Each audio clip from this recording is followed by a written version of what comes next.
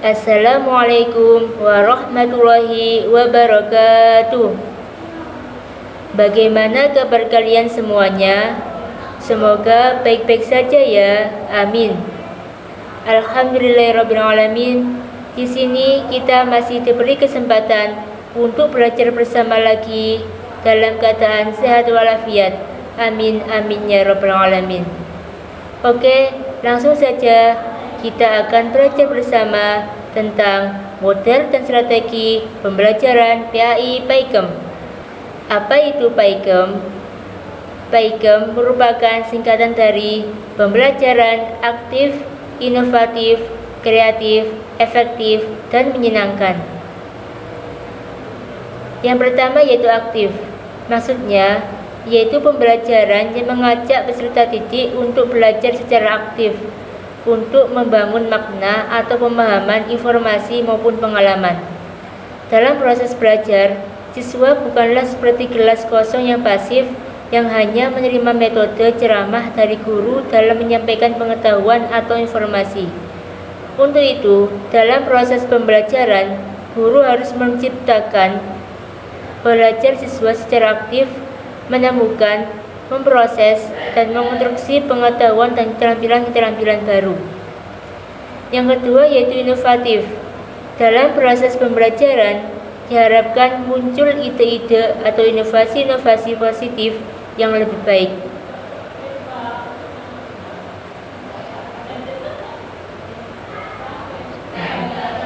Apa itu PAIKEM?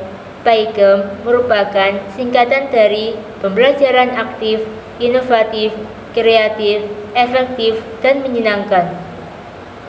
Yang pertama yaitu aktif.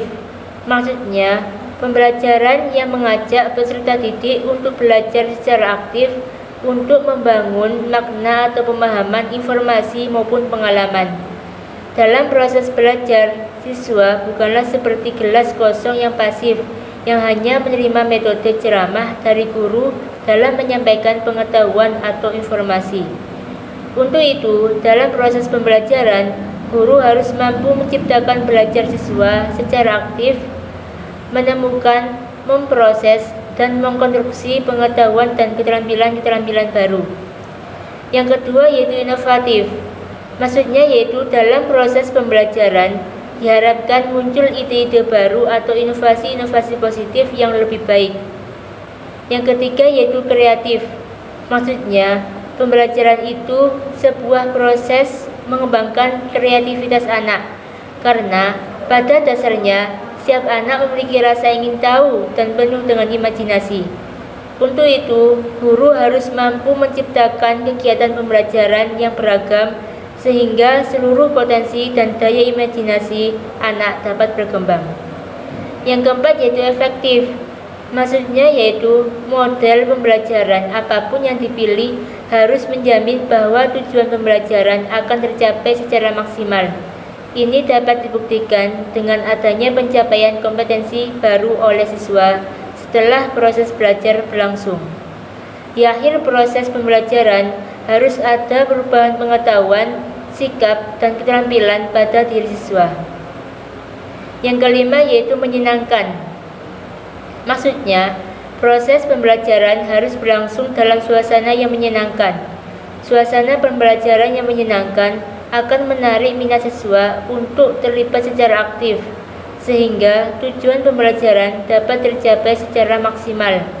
Di samping itu, pembelajaran yang menyenangkan akan menjadi reward bagi peserta didik yang pada gilirannya akan mendorong siswa untuk terlibat dalam kegiatan belajar berikutnya. Jadi, dapat disimpulkan bahwa pembelajaran PAIKEM adalah salah satu pembelajaran yang digunakan guru dalam mengajar dengan menggunakan berbagai media yang dibuat sedemikian rupa agar pembelajaran yang disampaikan menjadi aktif, inovatif, kreatif, efektif, dan menyenangkan, dengan harapan pembelajaran dapat tercapai secara maksimal.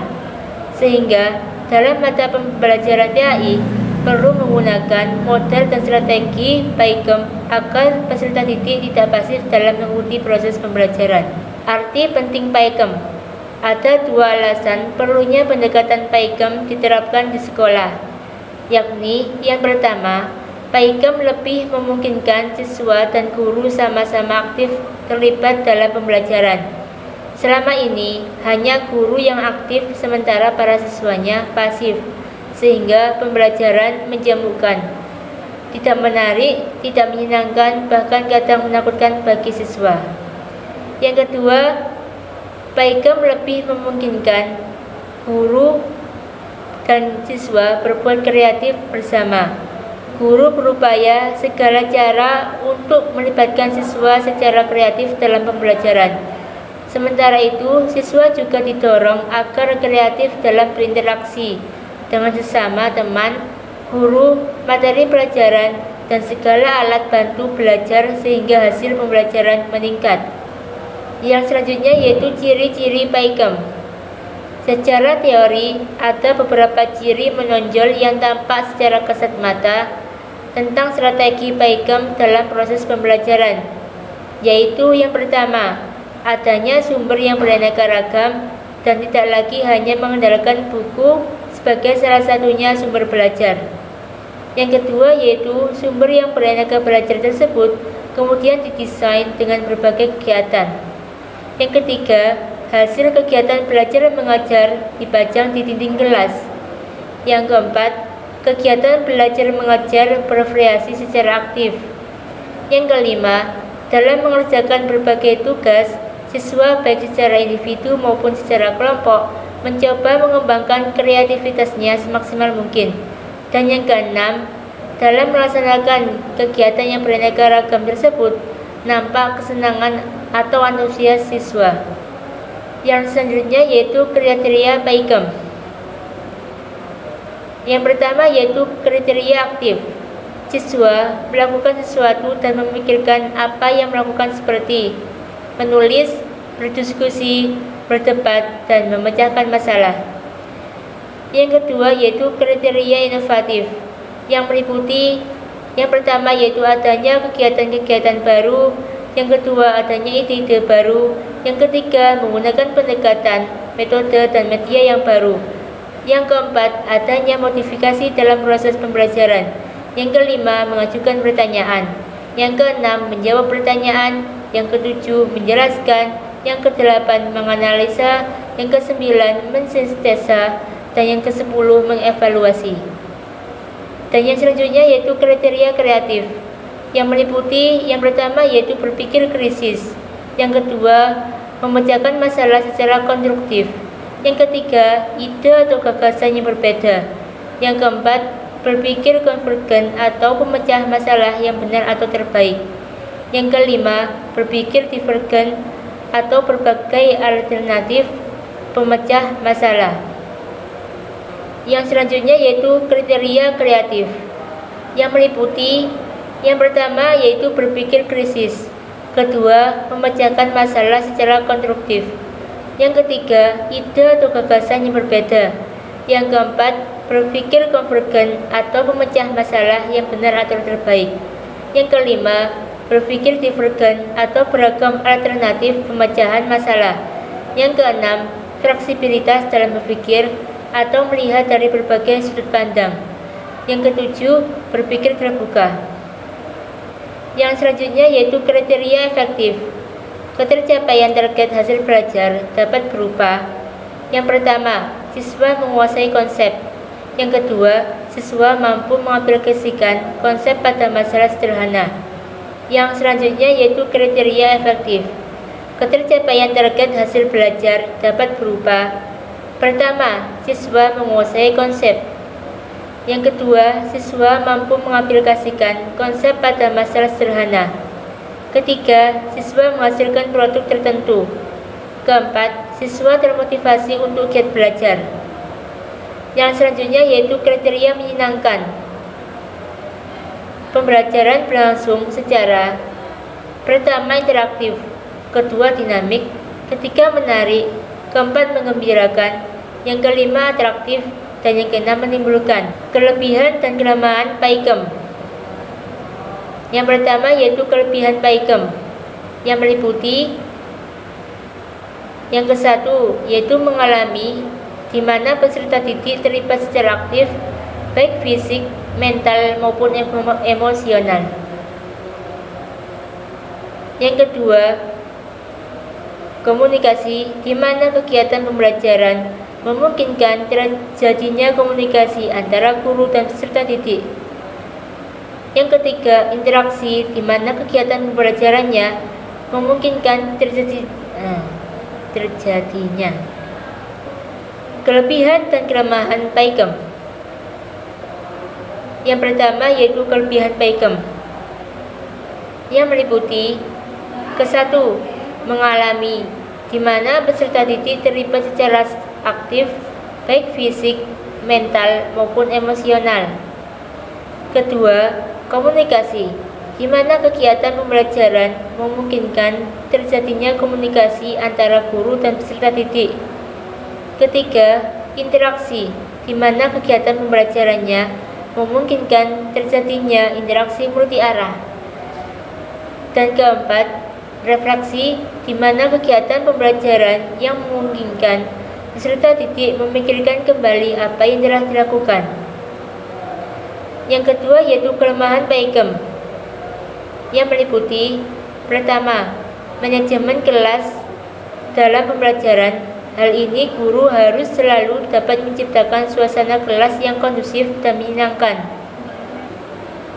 Yang kedua yaitu kelemahan PAIKEM, yang meliputi yang pertama, menguasai manajemen kelas, di mana guru harus selalu menciptakan suasana kelas yang kondusif dan menyenangkan.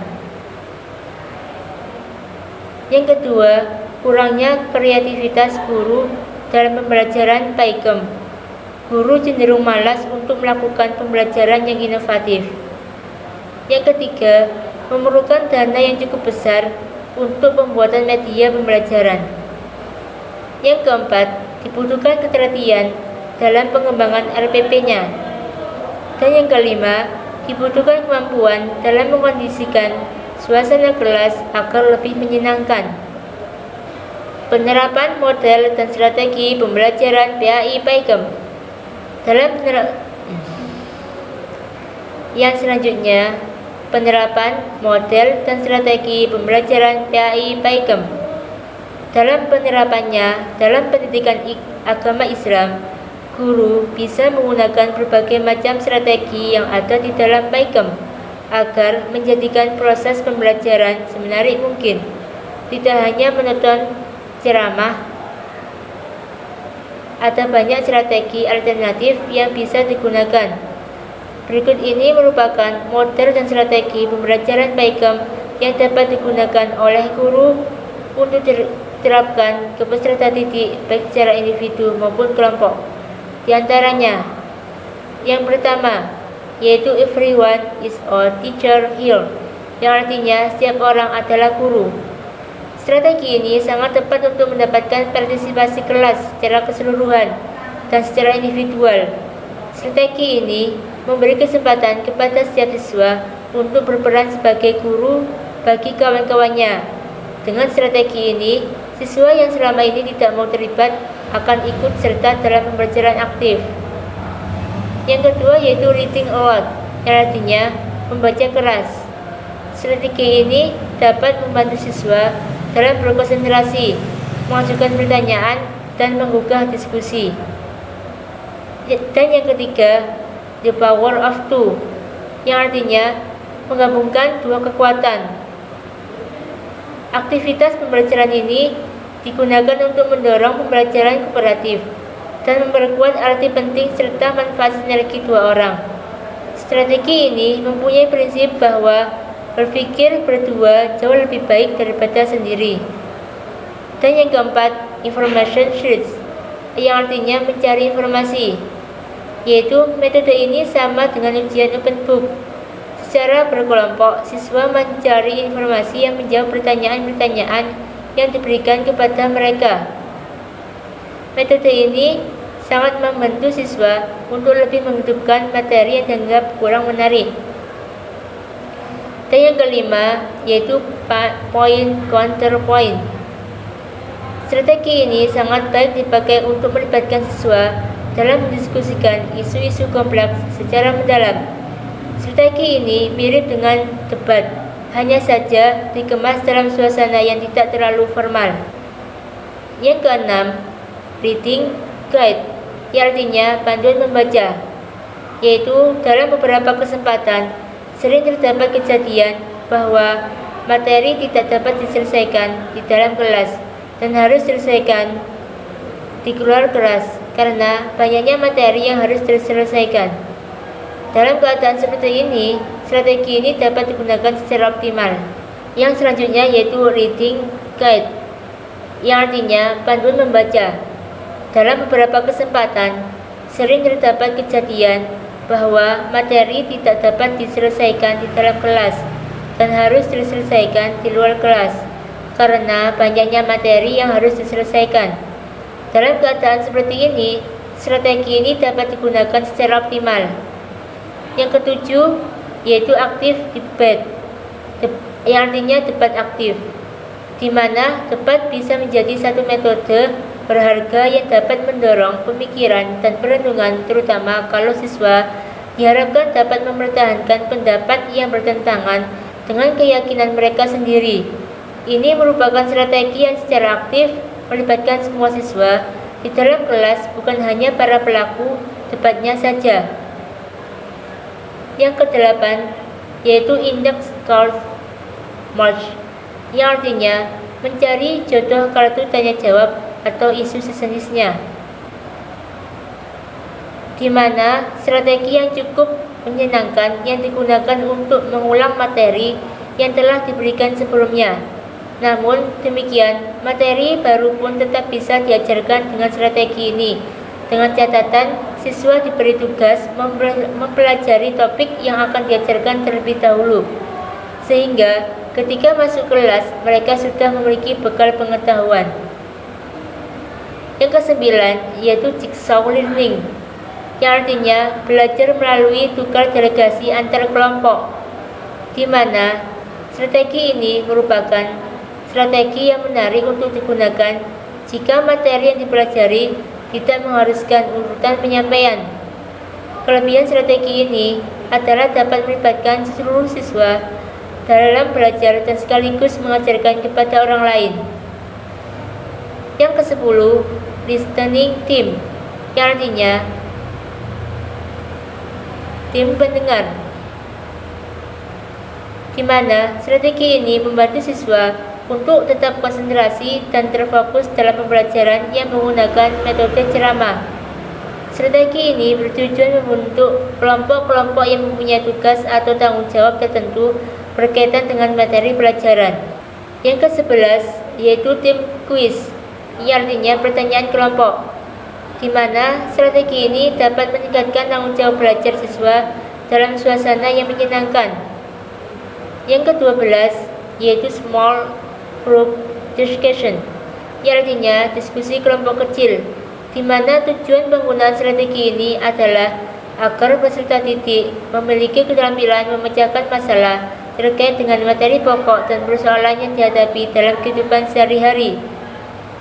Yang ke-13 yaitu card shot, yang artinya menyeretil kartu, di mana strategi ini merupakan kegiatan kolaboratif yang bisa digunakan untuk mengajarkan konsep, karakteristik, klarifikasi, fakta tentang objek atau mereview ilmu yang telah diberikan sebelumnya. Gerakan fisik yang dominan dalam strategi ini dapat membantu mendinamisir kelas yang kelelahan.